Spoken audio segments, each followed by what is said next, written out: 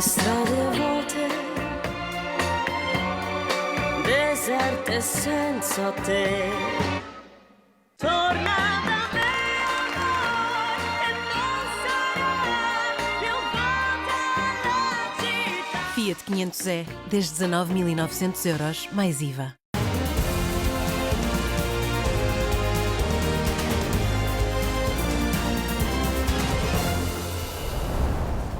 Começa agora o Now às 9. Muito bom dia. Luís Montenegro ainda é dono e sócio maioritário da empresa familiar. Isto reforça os indícios de que Montenegro está numa potencial situação de conflito de interesses.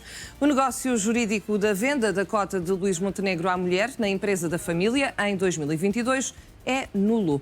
Esta notícia foi avançada hoje pelo Correio da Manhã. A nulidade acontece porque o Código Civil proíbe a venda de cota entre casados em comunhão de adquiridos. A proibição do negócio determina a nulidade da venda da cota, portanto, Montenegro mantém a cota de 62,5% do capital social da empresa que detinha antes da venda. E em resposta ao Correio da Manhã, o Primeiro-Ministro nega estar a incorrer num conflito de interesses. O Primeiro-Ministro pode estar a violar o Código de Conduta do próprio Governo e a incorrer num conflito de interesses. 15 dias depois de tomar posse, o Primeiro-Ministro assinou o documento onde se comprometeu a promover a ética e a responsabilidade na vida pública e a assegurar a transparência e a integridade do sistema democrático. Qualquer membro do governo que se encontre perante um conflito de interesses, atual ou potencial, deve tomar imediatamente as medidas necessárias para evitar, sanar ou fazer cessar o conflito em causa em conformidade com as disposições do presente Código de Conduta e da lei. Em causa está a empresa Spinum Viva, criada pelo próprio Luís Montenegro em 2021 e que tem como uma das atividades o comércio e a gestão de bens imóveis próprios e de terceiros, incluindo a aquisição para revenda, arrendamento e outras formas de exploração económica dos mesmos. Sendo assim, a empresa da qual Luís Montenegro deixou de ser sócio em 2022, passando a cota para a mulher, pode beneficiar da alteração à lei dos solos feita pelo atual governo. Sendo o primeiro-ministro casado em comunhão de adquiridos, significa que o chefe do governo pode vir ele mesmo a beneficiar desta alteração. Assim sendo, pode incorrer numa situação de conflito de interesses e de violação do Código de Conduta do Executivo atual. Questionado pelo Correio da Manhã se tenciona ou admite tomar medidas para retificar a situação, Luís Montenegro é conciso e nega o problema. Sinceramente, não há nenhum conflito de interesses. Quando questionado sobre se vai pedir à família que elimine do objeto social da empresa o negócio de compra e venda de imóveis, que suspenda a atividade, ou mesmo que proceda à dissolução da Spinum Viva,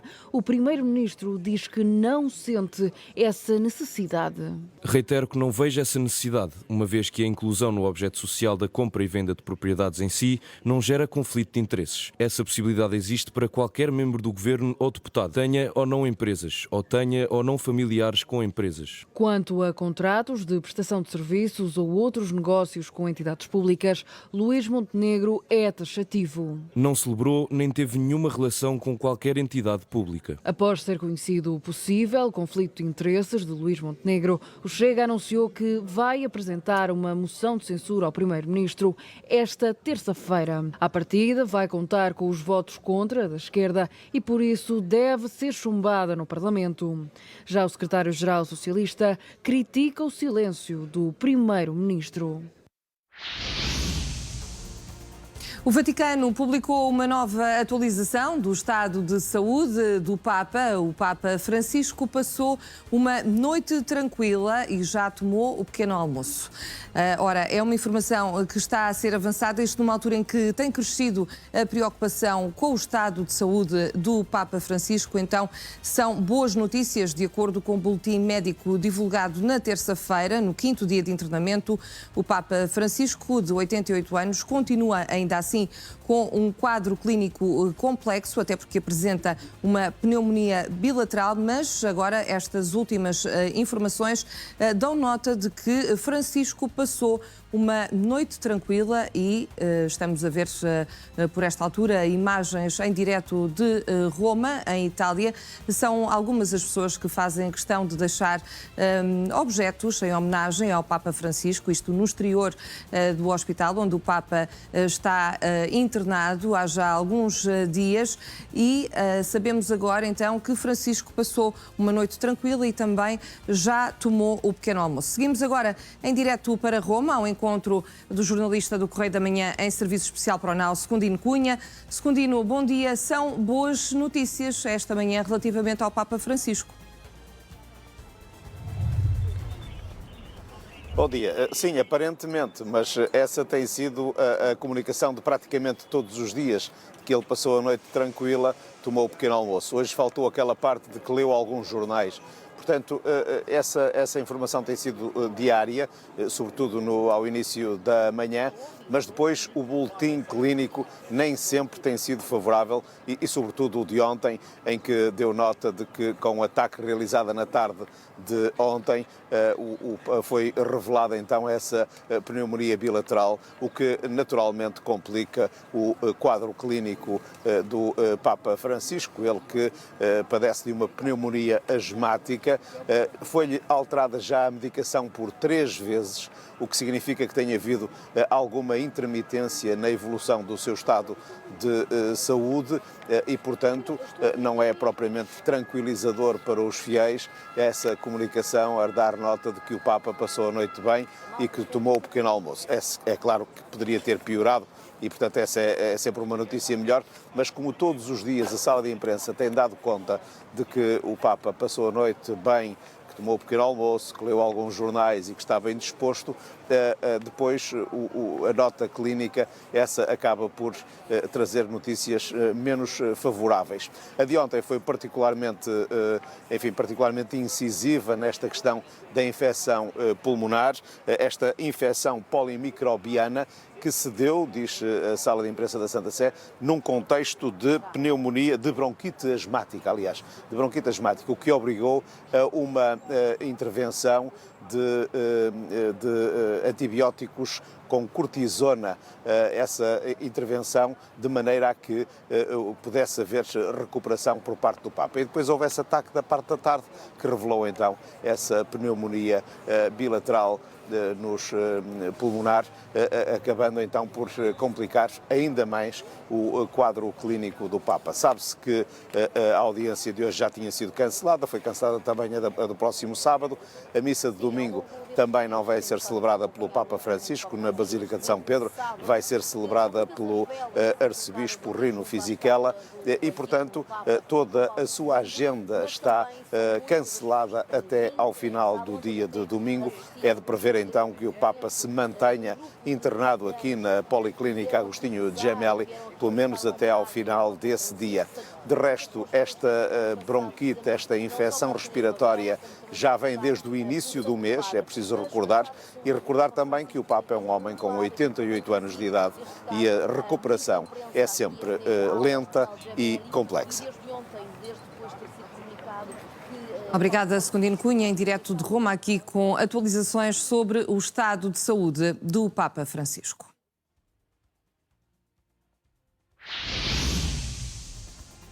Dois sismos foram registados esta quarta-feira de madrugada nas estações da rede sísmica do continente do Instituto Português do Mar e da Atmosfera. Em comunicado, o IPMA informa que foram registados um sismo de magnitude 2.7 na escala de Richter e cujo epicentro se localizou a cerca de 25 quilómetros a nordeste de Silves. Um minuto depois, pelas 3h12 da manhã, foi registado nas estações da rede sísmica do continente um sismo de magnitude 2.9 na escala de Richter, cujo epicentro se localizou a cerca de 25 quilómetros também a nordeste de Silves. Ora, sabemos também que uma parte da falésia na praia da Califórnia, em Sesimbra, cedeu devido ao sismo com magnitude 4.7 na escala de Richter, que se fez sentir na passada segunda-feira.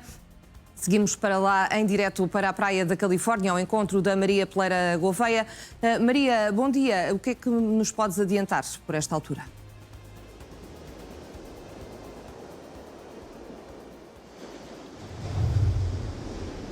Bom dia, Vânia. Nesta altura, os moradores aqui desta zona de Sesimbra continuam bastante preocupados e até já existe um apelo feito relativamente a situações como esta que aconteceu na segunda-feira. É uma questão de grande preocupação para todos os que aqui moram. Este sismo que aconteceu então na segunda-feira de magnitude 4,7 na escala de Richter e que provocou uma derrocada que, como podemos ver nas imagens aqui nesta falésia, uma pedra de grandes dimensões caiu devido a este sismo que se fez sentir na zona da Grande Lisboa. Portanto, esta pedra de grandes dimensões ainda aqui está. Como podemos ver, foi criado um perímetro de segurança pela Proteção Civil para que ninguém ultrapasse e para também evitar, portanto, que os moradores se coloquem em situações de risco. Esta arriba em questão onde ocorreu esta derrocada já estava em risco de queda e levou também a que um dos condomínios aqui nas imediações contratasse um advogado para resolver a situação, segundo estes moradores, face à inação das instituições responsáveis, face então à falta de resposta. Até no final do ano passado, um conjunto de moradores interpôs uma ação contra a Agência Portuguesa do Ambiente a exigir uma intervenção nesta zona e, precisamente, como disse, alertar para episódios como aquele que aconteceu na segunda-feira, este sismo de magnitude 4,7 na escala de Richter, que provocou então esta derrocada numa parte significativa aqui desta arriba na praia da Califórnia, em Sesimbra. Não há registro de feridos, ninguém ficou ferido, não há também danos materiais, mas é uma situação que está a preocupar todos os moradores, até porque este sismo que provocou então esta derrocada deixou a descoberto um problema que já é bastante antigo e que também já tem vindo a preocupar todos os moradores. No topo da falésia há vários edifícios, tanto habitacionais como de turismo, e é precisamente esta construção, portanto estes prédios que estão aqui construídos numa zona considerada pelos moradores e uma zona considerada como uma zona de risco que está a deixar os moradores preocupados, principalmente depois deste sismo que abalou a zona de Lisboa na segunda-feira, um sismo de magnitude 4,7 na escala de Richter e que acabou por ser seguido de duas réplicas no dia seguinte, portanto ontem, uma de 2,4 e outra de 1,8. Os moradores falam de um grande estrondo, um barulho semelhante a uma explosão que deixou todos em sobressalto depois então deste sismo na segunda-feira, este sismo de magnitude 4,7 na escala de Richter que acabou por provocar esta derrocada na falésia da praia da Califórnia, na zona de Sesimbra. Miguel Arruda está acusado de 8 crimes de furto qualificado. O NAU sabe que os deputados votam esta quarta-feira o levantamento de imunidade do ex-deputado do Chega, de forma a ser formalmente ouvido pelas autoridades. O ex-deputado do Chega é suspeito de 8 crimes de furto qualificado, cada um deles punível com pena de prisão até 5 anos ou com pena de multa até 600 dias. O NAU sabe que Miguel Arruda não levantou qualquer questão ao levantamento de imunidade parlamentar. Devido à gravidade dos crimes, é obrigatório que a imunidade seja levantada para ser ouvido formalmente pelas autoridades competentes.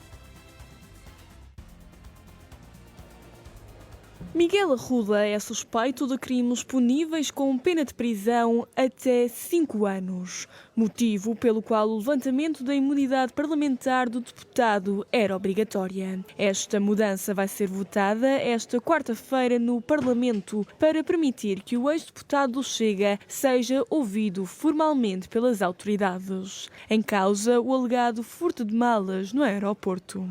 O deputado independente é suspeito de 8 crimes de furto qualificado, cada um deles punível com pena de prisão até 5 anos ou com pena de multa até 600 dias. O parecer para o levantamento da imunidade vai ser apresentado pelo vice-presidente da bancada do PSD, Hugo Carneiro. A decisão será depois confirmada no primeiro plenário seguinte da Assembleia da República com votações regimentais. Miguel Arruda não mostrou questões ao levantamento da imunidade parlamentar. O ex-deputado do Chega terá furtado malas dos tapetes de bagagens das chegadas do aeroporto de Lisboa, quando viajava para o continente desde os Açores. Tudo acontecia no início das semanas de trabalhos parlamentares. A coordenadora do Bloco de Esquerda encara com naturalidade a saída de mais de 70 militantes do distrito de Porto Alegre. Mariana Mortágua associa estas saídas com divergências relacionadas com a posição do Bloco de Esquerda sobre o conflito na Ucrânia. Não podemos obrigar as pessoas a ficar num partido quando elas entendem sair.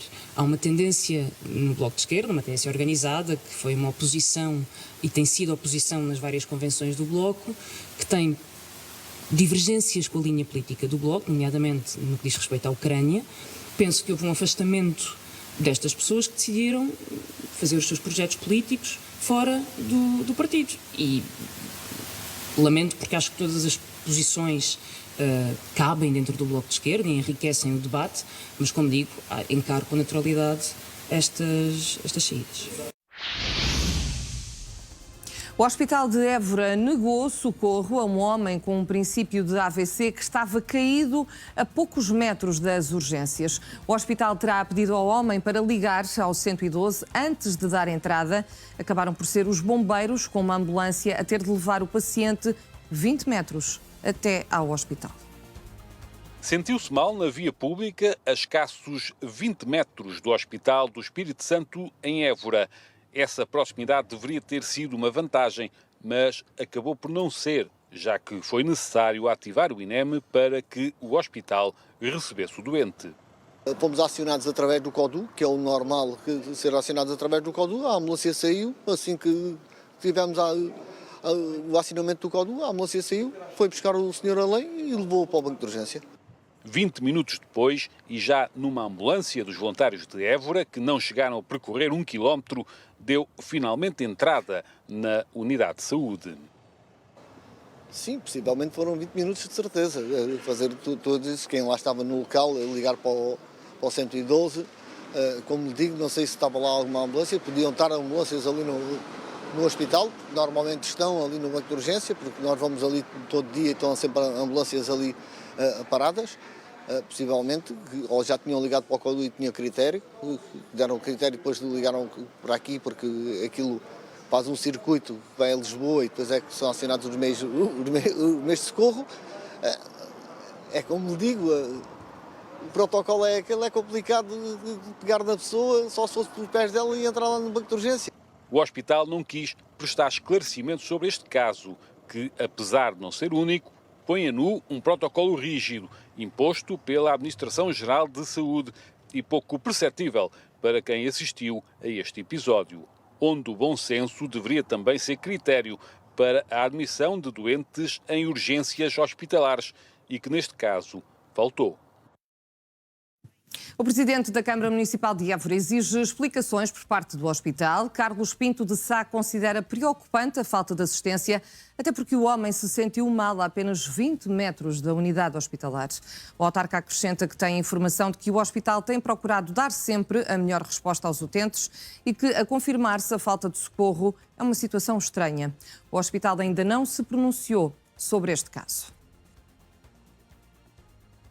A Ordem dos Médicos já pediu explicações ao Hospital de Évora depois da instituição ter recusado atender um doente que estava a sentir-se mal por não estar referenciado nem pela Saúde 24 nem pelo INEM.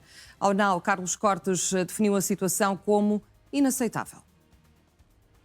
Nós pedimos explicações ao hospital para percebermos exatamente aquilo que aconteceu, em que medida a Ordem dos Médicos poderá também aqui ter uma intervenção, mas de facto, se aquilo que foi transmitido pela comunicação social hoje, pelos vários órgãos de comunicação social, é verdade, é uma situação de facto absolutamente inaceitável, alguém que precisa de socorro à porta de um hospital não ser imediatamente atendido, se é que alegadamente essa situação aconteceu desta forma. Eu quero crer, e eu gostava que houvesse aqui uma explicação mais lógica do que essa, e vamos aguardar obviamente, pelas explicações do hospital. O deputado do Chega, Raul Melo, ameaçou um militante do partido de agressão física. A 15 de agosto de 2023 enviou uma mensagem através da rede social de Facebook e passo a citar: vais levar no focinho até pedires desculpa e aprenderes a respeitar os outros. As mensagens foram dirigidas a Pedro Marques, antigo responsável do Partido Nacional Renovador e atual militante do Chega, antigo responsável financeiro. Raul Melo é adjunto da Comissão Política Distrital do Porto e coordenador do Chega em Baião. À data das ameaças ainda não estava eleito, mas já era dirigente no Porto. Luís Montenegro ainda é dono e sócio maioritário da empresa familiar. Isto reforça os indícios de que Montenegro está numa potencial situação de conflito de interesses. O negócio jurídico da venda de cota de Luís Montenegro à mulher na empresa da família em 2022 é nulo. Esta notícia foi avançada hoje pelo Correio da Manhã. A nulidade acontece porque o Código Civil proíbe a venda de cota entre casados em comunhão de adquiridos. A proibição do negócio determina a nulidade da venda da cota, portanto, Montenegro mantém a cota de 62,5% do capital social da empresa que detinha antes da venda. E em resposta ao Correio da Manhã, o Primeiro-Ministro nega estar a incorrer num conflito de interesses. O Primeiro-Ministro pode estar a violar o Código de Conduta do próprio Governo e a incorrer num conflito de interesses. 15 dias depois de tomar posse, o Primeiro-Ministro assinou o documento onde se comprometeu a promover a ética e a responsabilidade na vida pública e a assegurar a transparência e a integridade do sistema democrático. Qualquer membro do Governo que se encontre perante um conflito de interesses, atual ou potencial, deve tomar imediatamente as medidas necessárias para evitar, sanar ou fazer cessar o conflito em causa em conformidade com as disposições do presente Código de Conduta e da lei. Em causa está a empresa Spinum Viva, criada pelo próprio Luís Montenegro em 2021 e que tem como uma das atividades o comércio e a gestão de bens imóveis próprios e de terceiros, incluindo a aquisição para revenda, arrendamento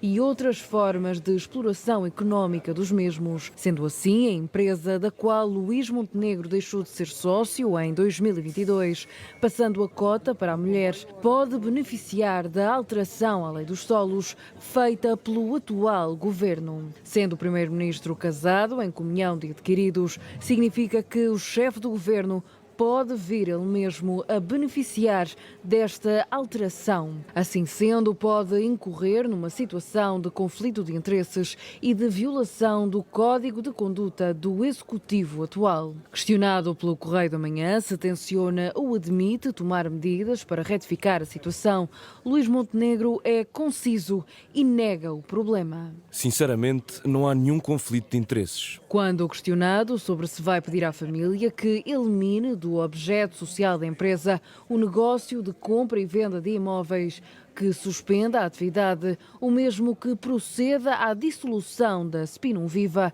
o Primeiro-Ministro diz que não sente essa necessidade.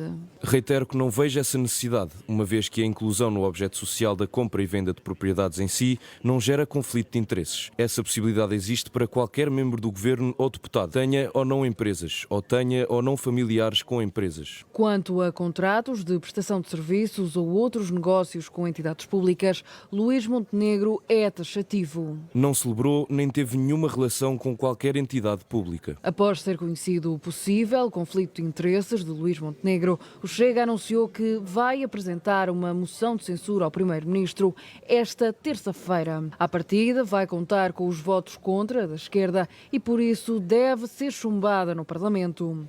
Já o secretário-geral socialista critica o silêncio do Primeiro-Ministro. Comigo tenho a editora executiva da revista Sábado, Maria Henrique Espada. Maria Henrique, muito bom dia. Bom dia. Do que se sabe até agora, poderá ou não estar aqui em causa conflito de interesses por parte de Luís Montenegro, apesar de o Primeiro-Ministro, como sabemos, já ter negado? Não há um conflito de interesses que tenha ocorrido até agora que se saiba, mas é evidente que há um conflito de interesses potencial. E, curiosamente, no próprio Código de Conduta do Governo, esta figura do conflito de interesses potencial é a mesma expressão que lá está. E que deve ser evitada. Portanto, dizer que não há um problema não me parece uma saída viável para o Executivo e, neste caso, para Montenegro em particular. Porquê? E eu até punha de parte, não punha de parte, mas diria que a questão da lei dos solos é secundária. Porque não houve aparentemente nenhum tipo de negócio nessa área, se não vier a haver, não há aqui de facto nenhum conflito de interesses. Agora, o objeto da atividade económica da empresa é tão amplo, o chamado CAI, que é o Código de Atividade Económica, que permite praticamente tudo. Permite desde imobiliário, que tem sido muito referido, mas permite muitas outras coisas, da agricultura à viticultura, sobretudo consultoria. Consultoria é tudo e mais alguma coisa na área dos negócios. E, portanto, obviamente, há um potencial conflito de interesses. Não quer dizer que ele tenha acontecido, nós não sabemos com os dados que temos se ele aconteceu, mas também não temos a certeza que não tenha acontecido, porque o Luís Montenegro recusou dizer quem foram os clientes que teve. Os clientes públicos não existiram, aparentemente, mas há clientes privados. Como é que esse conflito de interesses pode ocorrer? É bastante simples, não é?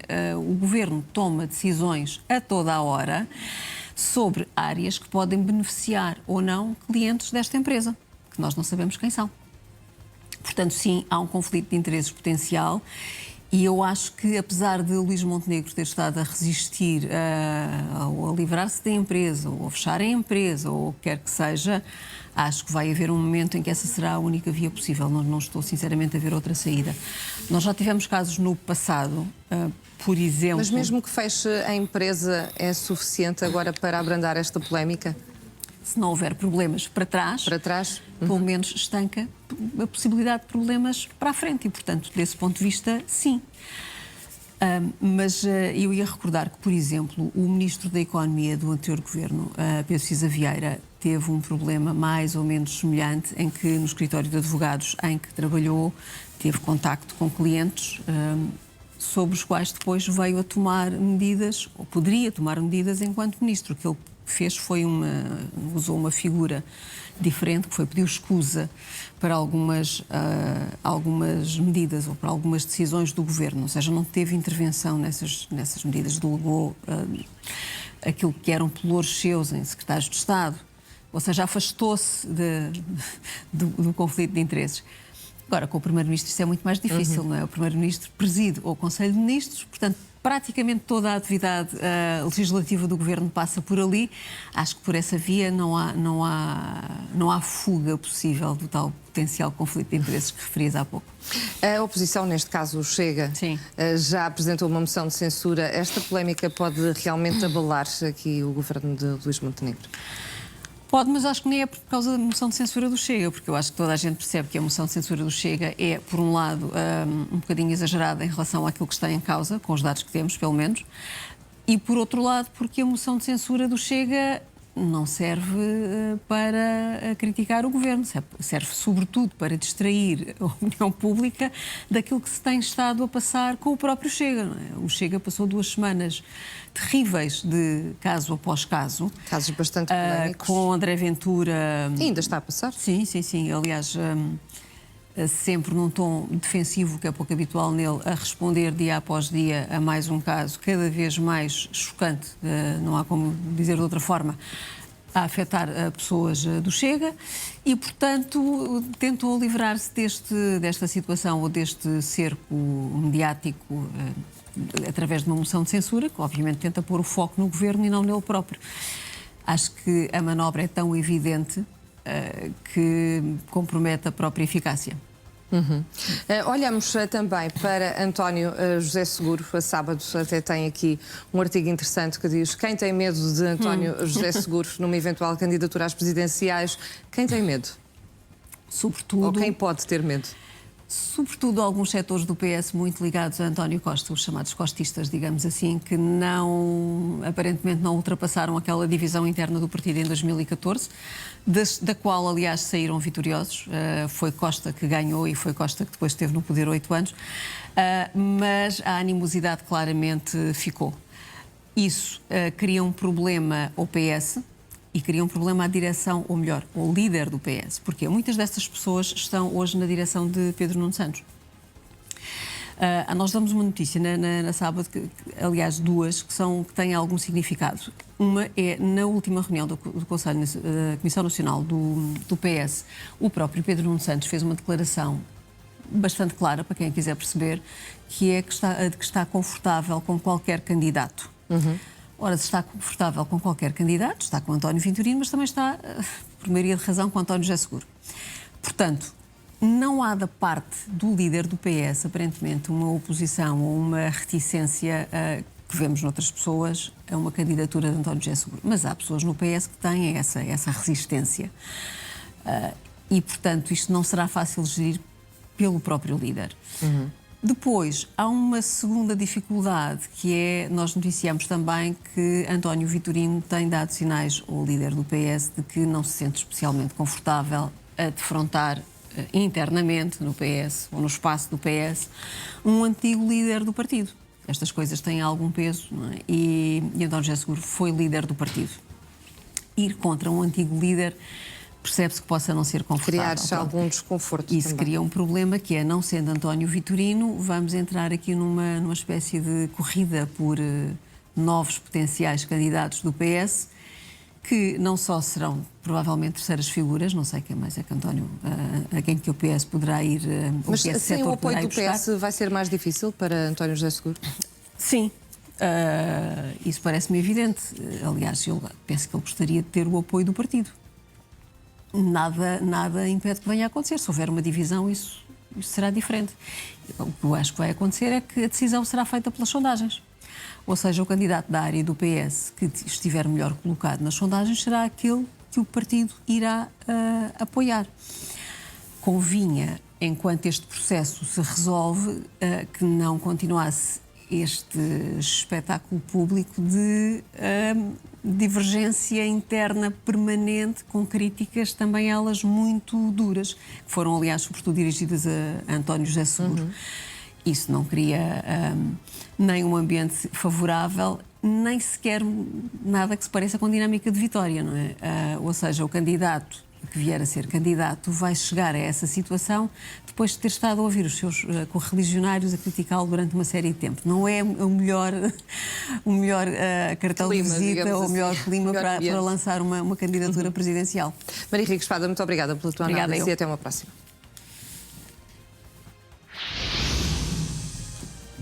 França convocou para hoje uma segunda reunião sobre a Ucrânia com mais países europeus e o Canadá, aliado da NATO. As fontes diplomáticas citadas pela agência Reuters informaram que a Noruega, os 3 Estados bálticos, Lituânia, Estónia e Letónia, República Checa, Grécia, Finlândia, Roménia, Suécia e Bélgica fazem parte da lista de países convidados. Alguns deles vão poder participar por videoconferência. Portugal também foi convidado a participar. As negociações de segurança em Paris, na segunda-feira, não produziram medidas concretas. Emmanuel Macron garantiu também ontem que, apesar dos esforços, França não está a planear enviar em breve militares para a Ucrânia. Volodymyr Zelensky cancelou a visita à Arábia Saudita, que estava marcada para esta quarta-feira. O encontro terá sido adiado para 10 de março. O presidente da Ucrânia acrescentou que espera receber uma delegação dos Estados Unidos em Kiev no final desta semana. O líder ucraniano criticou a reunião de ontem, aliás, entre os Estados Unidos e a Rússia. Zelensky afirmou que não podem existir conversações nas costas de Kiev. O anúncio foi feito em conferência de imprensa depois de um encontro com o presidente da Turquia em Ankara. Можете обговорювати що завгодно, але не можна приймати рішення без України, як завершити війну в Україні. Ті чи інші умови. І нас не запрошували на цю зустріч, російсько-американську зустріч в Саудівській Аравії. Для нас це було сюрпризом. Мені не все одно, щоб партнери про нас щось зайве подумали. А ми абсолютно чесні, відкриті. Я не хочу співпадінь. І тому я не поїду в Саудівську Аравію. Ми зв'язались з нашими партнерами, тільки що зв'язались і домовились, що 10 березня рішення, я переконаний, для України, для нашого регіону І для Європи принципово, щоб будь-які перемовини щодо закінчення війни відбувались не за спиною у ключових суб'єктів, яких зачіпають наслідки російської агресії. Vladimir Putin está disponível para negociar com Volodymyr Zelensky caso seja necessário. O porta-voz do Kremlin diz, no entanto, que há dúvidas quanto à legitimidade do líder ucraniano. Estes podem ser os primeiros sinais de paz na Europa. Ainda que com algumas reticências, o presidente russo disse estar pronto para dialogar com o presidente ucraniano. Президент Путин с самого начала повторял слова о готовности к мирным переговорам. В отличие от многих других стран, которые, и в особенности Украина, которая запретила. Segundo o porta-voz do Kremlin, Vladimir Putin admitiu negociar diretamente com Volodymyr Zelensky se for necessário. Нам главное добиться своих целей. И, конечно, мы предпочитаем мирное средство для достижения своих целей. No entanto, Putin acrescentou que a estrutura legal dos acordos deve ser discutida perante a atual situação da guerra. Segundo Putin, Zelensky não apresenta legitimidade desde que, em maio de 2024, decidiu não convocar eleições presidenciais, apesar do mandato de 5 anos ter terminado. No mesmo discurso, Dmitry Peskov garante que a Rússia reconhece o direito da Ucrânia de ingressar na União Europeia, mas considera uma linha vermelha. A tomada de posição surge no mesmo dia em que os representantes russos e norte-americanos estiveram reunidos na Arábia Saudita pela primeira vez desde o início da guerra. Fazemos agora uma curta pausa. Voltamos já a seguir com a análise à reunião de urgência em Paris. Até já.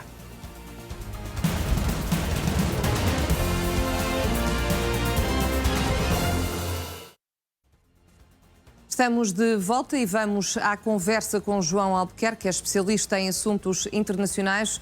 João, muito bom dia.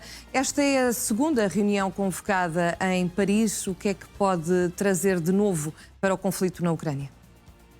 Bom dia, Vânia. Eu não sei se esta reunião será a mais determinante. Eu julgo que ela acontece um pouco no contexto da primeira e de algumas vozes, não diria de protesto, mas pelo menos de alguma reclamação de não terem sido convidados na terça-feira e, portanto, se terem sentido de certa maneira excluídos das negociações ou pelo menos da conversa entre os principais líderes. E isso surge também no contexto de vários líderes políticos europeus estarem a apelar para que a reunião aconteça já num contexto mais formal e, portanto, no âmbito do Conselho Europeu e que ele se possa vir a ser convocado, inclusivamente de forma extraordinária, antes da data que estava prevista que acontecesse, que seria só no final do mês de março.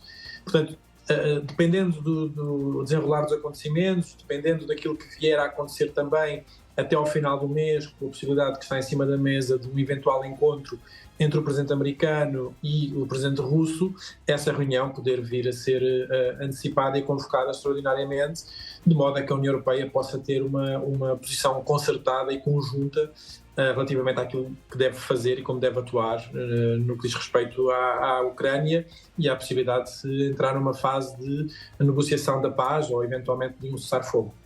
Ou seja, este ampliar da lista de países que estão envolvidos pode precisamente mudar a forma como os líderes europeus reagem a este conflito? Eu julgo que sim, eu julgo que o contexto informal em que estas reuniões estão a acontecer, e ontem nem contaram ainda com o Presidente do Conselho Europeu, António Costa, com o Presidente da Comissão Europeia, Ursula von der Leyen, e com o Secretário-Geral da NATO, acontecem de certa maneira para evitar que se chegue a uma reunião formal com visões muito dispares e sem se conhecer verdadeiramente qual é que é o posicionamento dos países. E, portanto, estes contactos informais podem ser, pelo menos, uma primeira iniciativa para acertar posições e não se chegar a uma reunião formal sem que haja, pelo menos, uma expectativa de quais é que são as posições que cada um dos Estados-membros trará para cima da mesa. E relativamente a Portugal, sabemos que Portugal também vai estar representado. O que é que pode trazer Portugal? Qual é que pode ser o nosso papel? O papel de Portugal, neste caso, sobretudo naquilo que diz respeito à Ucrânia, tem sido absolutamente inequívoco e muito claro. Portugal tem sido um dos países mais vocais na expressão do seu apoio à Ucrânia, na necessidade, e tem sido uma voz muito ativa no plano europeu, quer no governo anterior, quer agora com este governo, de garantir que todos os esforços devem ser feitos para garantir a paz, a segurança da Ucrânia e o restabelecer da paz. E, portanto, eu acho que Portugal pode continuar a desempenhar um papel muito significativo no avançar destas negociações, obviamente complementado pelo papel adicional e que será necessário trazer também para cima da mesa no que diz respeito à presença militar e às garantias adicionais de segurança que serão necessárias dar da parte europeia relativamente à presença militar ou, pelo menos, garantias militares fortes à Ucrânia que sirvam pelo menos de contenção de um eventual esforço militar da Rússia pós este eventual cessar-fogo. A França tem assumido um papel de liderança nestes encontros. Isto representa aqui também uma mudança da dinâmica do poder dentro da própria União Europeia? Não necessariamente. Eu acho que não nos podemos esquecer que desde o início do conflito Macron sempre foi uma voz muito ativa e sempre esteve envolvido logo no primeiro momento com encontros com Putin, encontros com Zelensky. Portanto, foi logo dos primeiros líderes europeus a dar alguns passos significativos para tentar evitar, na altura, logo no início, que o conflito se arrastasse pelo tempo que agora estamos prestes a atingir, que é a marca dos 3 anos. E, portanto, efetivamente, Emmanuel Macron, com muitos problemas, obviamente, com muitas dificuldades internas, sempre teve esta capacidade de, pelo menos neste conflito em concreto, conseguir fazer algumas pontes e alguns pontos de contacto entre as partes para garantir que havia uma voz na Europa, pelo menos a quem se podia chamar, a quem se podia ligar, para estabelecer um contacto direto e dessa forma transmitir o pensamento europeu. Mas, Vânia, se me permite, eu acho que há aqui também 2 pontos que são importantes ainda a acrescentar, que é uma mudança não aqui a nível europeu, mas sobretudo a nível americano. As declarações de Donald Trump de ontem são, essas sim, bastante preocupantes. Nós ontem tínhamos visto que as condições exigidas à Ucrânia pelos Estados Unidos eram de tal forma, deixavam-nos de tal forma perplexos que não poderiam levar a uma aceitação da Ucrânia e que isso poderia significar uma tentativa de ponto de partida para umas negociações. Eu acho que perante as declarações de Donald Trump ontem, que de certa maneira replicava a retórica que a Rússia tem trazido sempre para cima da mesa, em primeiro lugar de que a Ucrânia provocou a invasão da Rússia e que teve responsabilidade nesse início, quer agora questionando a legitimidade de Volodymyr Zelensky, a sua legitimidade política por estar fora do período eleitoral nestas circunstâncias extraordinárias, levam-me a crer que estas condições que são exigidas à Ucrânia, que implicam cedência de 20% do território e as condições económicas absolutamente inaceitáveis, podem querer significar que Donald Trump esteja a forçar a mão e, de certa maneira, arranjar uma forma de sair deste conflito e não continuar o seu envolvimento militar e económico na guerra. E isto é que é verdadeiramente preocupante. Paulo Buquerque, muito obrigada pela sua análise e um bom dia. Muito obrigado, um bom dia. O primeiro lote de ajuda humanitária de emergência da China para a faixa de Gaza partiu da Jordânia esta terça-feira. Este primeiro lote inclui cerca de 12 mil pacotes de alimentos que vão ser entregues ao Programa Alimentar Mundial, ao Crescente Vermelho Palestino e a outras organizações semelhantes.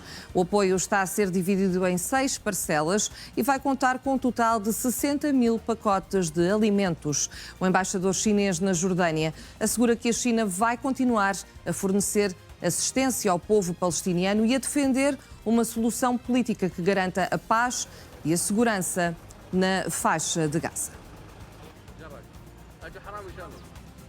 As 2 crianças da família Bibash, aquela que se tornou um símbolo de resistência em Israel, estarão entre os 4 mortos a entregar pelo Hamas na quinta-feira.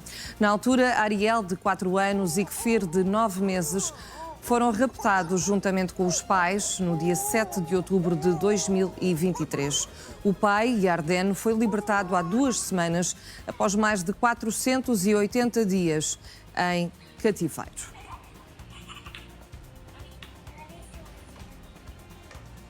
Israel mantém a posição em 5 pontos estratégicos no Líbano, depois do fim do prazo para se retirar do país no âmbito do acordo de cessar-fogo com o Hezbollah. Tel Aviv justifica a permanência em território libanês com questões de segurança. A presidência libanesa considera que a ação não só constitui uma violação do acordo, como é uma ocupação do território libanês. Centenas de deslocados libaneses regressam a casa depois de um ano de conflito entre Israel e o Hezbollah. Esta terça-feira marcou a data limite para que todas as tropas israelitas abandonassem a zona tampão do Líbano. Inicialmente, as forças de defesa de Israel tinham 60 dias para saírem do território a partir da entrada em vigor do acordo de cessar-fogo com o Hezbollah. Ou seja, tinham até ao dia 26 de janeiro. Mais tarde, acabou por ser prorrogado para esta terça-feira. Israel mantém-se e vai manter-se em 5 pontos estratégicos ao longo da fronteira libanesa. O ministro dos Negócios Estrangeiros israelita alega ser por razões de segurança que as forças de Tel Aviv permanecem no Líbano. As part of the ceasefire agreement in the north, the IDF will complete the withdrawal from Lebanon today. We are temporarily remaining in 5 strategic high points necessary for our security. We are completing the withdrawal despite the violations of the agreement. The most basic violation is the presence of Hezbollah activists south of the Litani River. Unfortunately, it continued to be the reality. Once Lebanon fully implements its side of the deal, there will be no need to hold these points.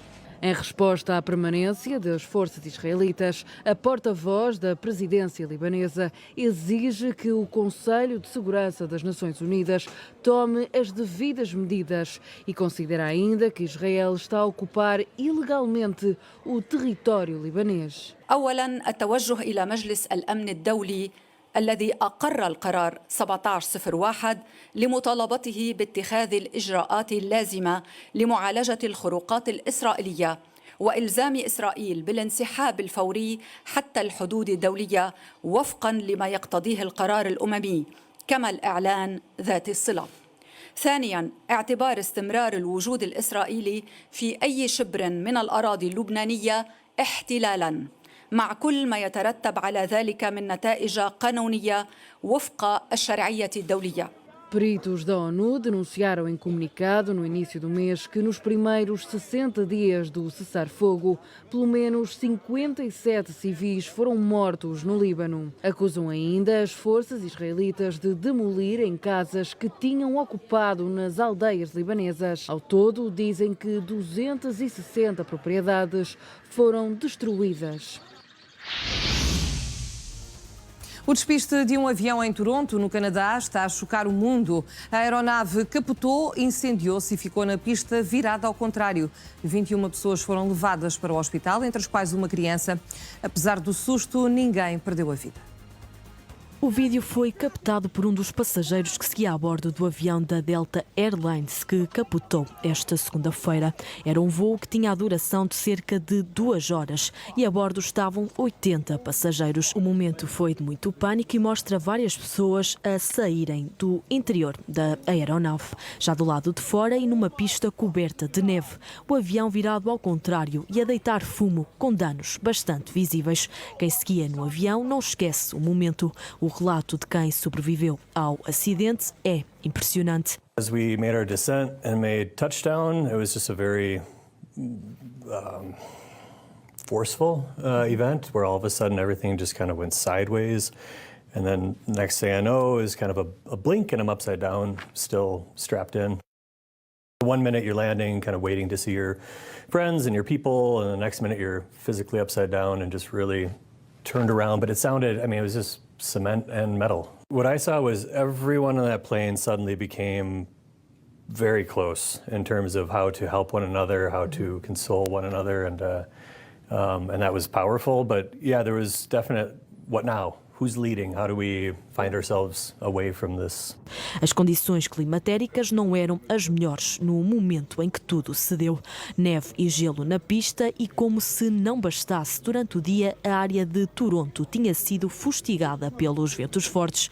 Quando o avião se aproximou do aeroporto, foi dado o alerta. Os controladores de tráfego aéreo notificaram os pilotos das rajadas de vento de cerca de 51 km por hora. Após isso, o avião fez-se à pista e a asa direita entrou em contacto com o solo e, quando pousou na pista, vê-se uma explosão seguida por uma nuvem de fumo negro.